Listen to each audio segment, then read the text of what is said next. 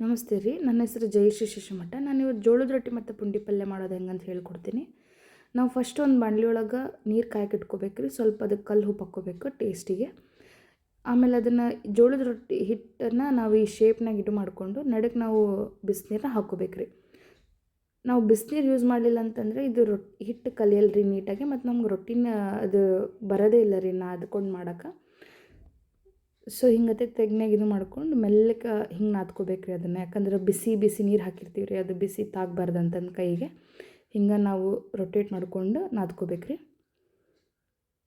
ಆಮೇಲೆ ಈ ಥರ ನಾವು ಇದು ಪುಡಿ ಪುಡಿ ಬರ್ತದೆ ನೋಡ್ರಿ ಹಿಂಗತೆ. ಅದು ಬಂದಾದ್ಮೇಲೆ ನಾವು ಏನು ಮಾಡಬೇಕು, ಸ್ವಲ್ಪ ಚೂರು ನೀರು ತಣ್ಣೀರು ಮಿಕ್ಸ್ ಮಾಡಿಕೊಂಡು ಇದನ್ನ ನಾದ್ಕೋಬೇಕು ರೀ. ಇವಾಗ ನೋಡಿರಿ, ಫುಲ್ ಜಾಸ್ತಿ ನೀರು ಹಾಕ್ಕೊಳ್ಳೇಬಾರ್ದು ರೀ. ಅದನ್ನು ನಾವು ಕನ್ಸಿಸ್ಟೆನ್ಸಿ ನೋಡ್ಕೋತನ ನಾದ್ಕೊತ ಬರ್ಬೇಕು ರೀ. ಅಂದರೆ ಫುಲ್ ನೀರು ಹಾಕಬಾರ್ದು ಮತ್ತು ಫುಲ್ ಗಟ್ಟಿನೂ ಹಾಕಬಾರ್ದು ರೀ ಅದು ಹಿಟ್ಟು. ಆ ಥರ ನಾವು ಬರೋಂಗೆ ಚೂರು ನೀರು ಮಿಕ್ಸ್ ಮಾಡಿಕೊಂಡು ನಾವು ಹಿಂಗೆ ನಾದ್ಕೋಬೇಕು ರೀ. ನೋಡಿರಿ,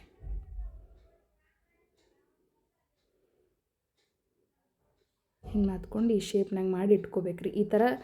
ಈ ಥರದ್ದು ಅದು ಹಿಟ್ಟು ನಾದಿರೋ ಹಿಟ್ಟು ಹಿಂಗೆ ಹಾಕ್ಬೇಕು ರೀ. ಅದು ಕೈಗೆ ಅಂಟ್ಕೊಳ್ಳೋವಲ್ದು, ಮತ್ತು ನಾವು ಹೆಂಗೆ ಮುದ್ದೆ ಇದು ಮಾಡಿದ್ರು ಹಿಂಗೆ ಆಗತ್ತೈತೆ ರೀ.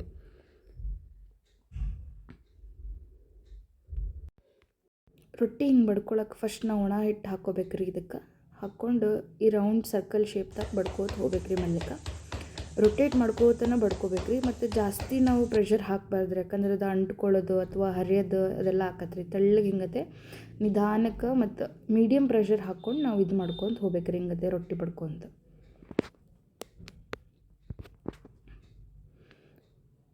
ನೋಡಿರಿ, ನಾವು ಕಂಟಿನ್ಯೂ ಆಗಿ ರೊಟೇಟ್ ಮಾಡ್ಕೋತ ಇದು ಮಾಡ್ಕೋಬೇಕು ರೀ.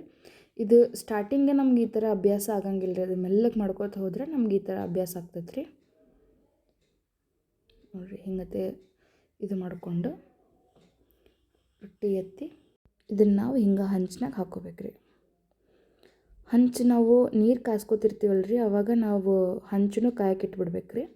ಬಿಸಿ ಬಿಸಿ ಹಂಚಿನಾಗ ಹಾಕ್ಕೋಬೇಕು ರೀ. ಮತ್ತು ನಾವು ಒಂದು ಕಾಟನ್ ಹರ್ಬಿನ ಇಟ್ಕೊಂಡಿರ್ಬೇಕು ರೀ. ಯಾಕಂದ್ರೆ ಈಗ ಹಿಂಗೆ ನೋಡಿರಿ, ಈ ಥರ ನಾವು ತಣ್ಣೀರಿನಾಗ ಎದ್ದು ಅದನ್ನು ಹಿಂಡ್ಬೇಕು ರೀ. ಭಾಳ ನೀರು ಇರಬಾರ್ದು. ಅದನ್ನು ಹಿಂಡಿ ಚೂರು ನೀರನ್ನ ಇದ್ರ ಮೇಲೆ ಹಿಂಗತ್ತೆ ಪ್ಯಾಟ್ ಮಾಡ್ಕೊಂಡು ಬರ್ಬೇಕು ರೀ. ಯಾಕಂದ್ರೆ ಚಲೋ ಹೊತ್ನಾಗ ಇದು ಬರ್ತೈತೆ ಅಂತಂದು. ಇವಾಗ ನಂಗೆ ಬಡಿಯೋಕೆ ಬರೋಂಗಿಲ್ಲ, ಹೆಂಗೆ ಇದು ಮಾಡೋದು ಅಂತಂದಾಗ ನಾವು ಇವಾಗ ಲಟ್ಸೋದು ತೋರಿಸ್ಕೊಡ್ತೀವಿ ರೀ. ಈಗ ನೋಡಿರಿ, ಹಿಂಗತ್ತೆ ರೌಂಡ್ ಶೇಪ್ದಾಗ ಮಾಡ್ಕೊಂಡು ಈಗ ಇದನ್ನು ಮಾಡೋಣ ರೀ. ಇದನ್ನು ಹೊಳ್ಸಾಕನ್ರಿ ಬಡ್ದಿರೋ ರೊಟ್ಟಿನ. ನೋಡಿರಿ, ಹಿಂಗೆ ಬರ್ತೈತೆ ಅದು.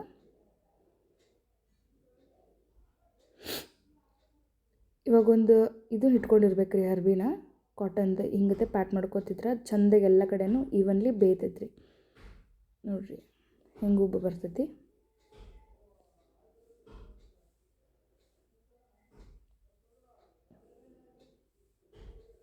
ಹಿಂಗತ್ತೆ ಎಲ್ಲ ಕಡೆನೂ ನೀಟಾಗಿ ಬೇಯಿಸ್ಬೇಕು ರೀ. ನೋಡಿರಿ, ನಮ್ಮದು ಬಡ್ದಿರೋ ರೊಟ್ಟಿ ಹಿಂಗೆ ಬಂತು ರೀ. ಇವಾಗ ಈ ಥರ ಕವರ್ ಸುತ್ಕೊಂಡಿರ್ತೀವಿ ರೀ. ಬಟರ್ ಪೇಪರು ಸುತ್ಕೋಬೋದು ರೀ, ಅದನ್ನು ನೀಟಾಗಿ ಇದು ಮಾಡಿಕೊಂಡು. ಸೊ ಅದು ನಮಗಿವಾಗ ಬಡಿಯೋಕೆ ಬರೋಂಗಿಲ್ಲ ಅಂತ ಅಂದಾಗ ನಾವು ಈ ಥರ ಇದು ಮಾಡ್ಕೋಬೇಕು ರೀ. ಬಟರ್ ಪೇಪರ್ ಅದನ್ನೆಲ್ಲ ಸುತ್ಕೊಂಡು ಹಿಂಗತ್ತೆ ಲಟ್ಟಿಸ್ಕೊಂಡ್ರೆ ನಮಗೆ ಕರೆಕ್ಟಾಗಿ ಇದು ಬರ್ತದೆ ರೀ. ಮತ್ತು ಲಟ್ಸುವಾಗೂ ಅಷ್ಟೇ ರೀ, ರೊಟೇಟ್ ಮಾಡಿಕೊಂಡು ಮೆಲ್ಲಕ್ಕೆ ಎಲ್ಲ ಕಡೆನೂ ನಾವು ಲಟ್ಟಿಸ್ಕೊಂಡು ಹೋಗ್ಬೇಕು ರೀ. ನೋಡಿರಿ, ಹಿಂಗೆ ಬರ್ತೈತಿ. ಅದು ಫಸ್ಟಿಗೆ ತೆಳ್ಳಗೆ ಬರಲಿಲ್ಲ ಅಂದರೂ ನಡೀತೈತೆ ರೀ. ಒಂದು ಮೀಡಿಯಮ್ ದಪ್ಪಗೆ ಬಂದರೂ ಬಿಸಿ ಬಿಸಿದಾದರೂ ತಿನ್ಕೋಬೋದು ರೀ ದಪ್ಪನ ರೊಟ್ಟಿನ. ಈಗ ನೋಡಿರಿ, ಹಂಚಿನ ಮೇಲೆ ಹಾಕ್ಕೊಂಡು ಮತ್ತು ಹಂಗೆ ಬೇಯಿಸ್ಕೋಬೇಕು ರೀ. ಸ್ವಲ್ಪ ನೀರೆಲ್ಲ ಹಚ್ಚಿ ಅದನ್ನು ಹಿಂಗೆ ಮಾಡಿದ್ರೆ ನಮ್ಗೆ ರೊಟ್ಟಿ ಹಾಕ್ಕವ್ರಿ. ಇವಾಗ ನಾವು ಪುಂಡಿ ಪಲ್ಯ ಮಾಡೋದು ಹೆಂಗಂತ ನೋಡೋಣ ರೀ. ಕುಕ್ಕರ್ನಾಗ ಒಂದು 600 ml ನೀರು. ನಾನಿವಾಗ ಒಂದು ಬಟ್ಲ ತೊಗರಿಬೇಳೆ ತೊಗೊಂಡಿನಿ ರೀ. ನಾವು ಜೋಳದ ನುಚ್ಚು ನವಣಿನ ಹಾಕ್ಕೋಬೋದು ರೀ, ಮತ್ತು ನಾವು ಹೆಸರು ಕಾಳು ಹಾಕ್ಕೋಬೋದು. ಇದು ಪುಂಡಿ ಪಲ್ಯ ರೀ ನಾನು ಹಾಕಿದ್ದು. ಸ್ವಚ್ಛಗೆ ತೊಳೆದು ಅದನ್ನು ಹೆಚ್ಕೊಂಡು ಹಾಕ್ಕೊಂಡಿರಿ.